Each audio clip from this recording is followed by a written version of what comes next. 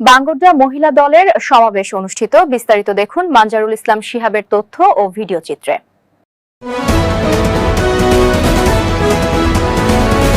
আপনারা দেখছেন IRTV news Bangla.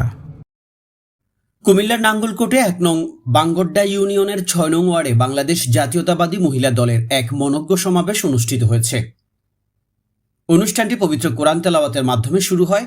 কোরআন তেলাওয়াত করেন শামীম হোসেন। মোহাম্মদ রাকিব মজুমদারের সঞ্চালনায় উক্ত অনুষ্ঠানে সভাপতিত্ব করেন ১ নং বাঙ্গরডা ইউনিয়ন বিএনপির সিনিয়র সহসভাপতি আলহাজ মোশাররফ হোসেন বিকম।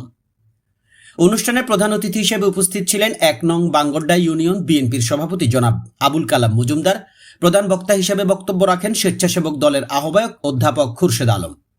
এছাড়াও অনুষ্ঠানে আরও উপস্থিত ছিলেন ১ নং বাঙ্গরডা ইউনিয়ন বিএনপির সাধারণ সম্পাদক মোহাম্মদ মাইনুদ্দিন বিকম, ১ নং বাঙ্গরডা ইউনিয়ন বিএনপির সহসভাপতি জনাব জামাল হোসেন মজুমদার, সাংগঠনিক সম্পাদক মাসুদ পারভেজ মজুমদার, যুগ্ম সাধারণ সম্পাদক জনাব নাসির উদ্দিন বিকম, ৬ নং ওয়ার্ড বিএনপির সভাপতি ও সাবেক মেম্বার জনাব মাহবুবুল হক, ১ নং বাঙ্গরডা ইউনিয়ন মহিলা দলের সভাপতি পদপ্রার্থী নার্গিস আক্তার, যুবনেতা নাজমুল হাসান নিশাদ, স্বেচ্ছাসেবক দলের সভাপতি প্রত্যাশী কবির মাহমুদ, যুবদল নেতা মাইনুদ্দিন, গিয়াসউদ্দিন মজুমদার, জিয়া স্মৃতি সংসদের সভাপতি মোহাম্মদ জহির উদ্দিন, সদস্য সচিব আব্দুল মান্নান মনু, ইউনিয়ন বিএনপির সদস্য মোহাম্মদ তাজুল ইসলাম, ছাত্রদল নেতা মাসুদ আলম, আমজাদ, মোহাম্মদ জসিম, মোহাম্মদ ইমরান সহ আরও অনেকে এই সময় উপস্থিত ছিলেন।